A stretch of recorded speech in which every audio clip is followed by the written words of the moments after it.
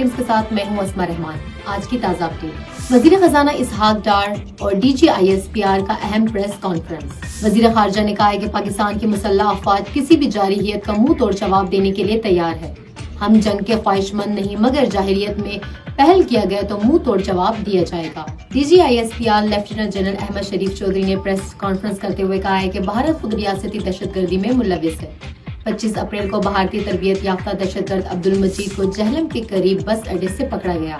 گرفتار ملزم سے 2.5 کلو گرام وزنی بم اور انڈین ساختہ ڈرون سمیت 10 لاکھ روپے بھی برآمد۔ علاوہ ازیں انہوں نے کہا کہ پہلگام واقعے کو 7 دن گزرنے کے باوجود ابھی تک بھارت واقعے پر ثبوت پیش نہ کر سکا۔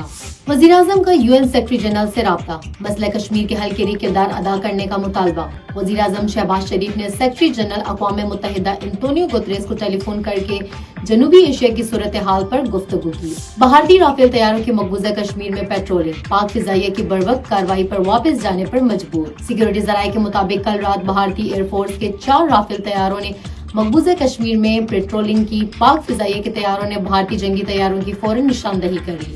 امریکی صدر ڈونلڈ ٹرمپ نے کہا ہے کہ امریکہ اور ایران کے جوہری مذاکرات جاری ہیں اور تہران کے ساتھ ایک حتمی معاہدہ طے پانے کا امکان ہے۔ خیبر پختونخوا میں آج سے طوفانی بارش اور ژالہ باری کا امکان ہے، جس کی وجہ سے الرٹ جاری کر دیے گئے۔ مزید اپڈیٹ کے لیے سنو پختونخوا کے ساتھ رہیے۔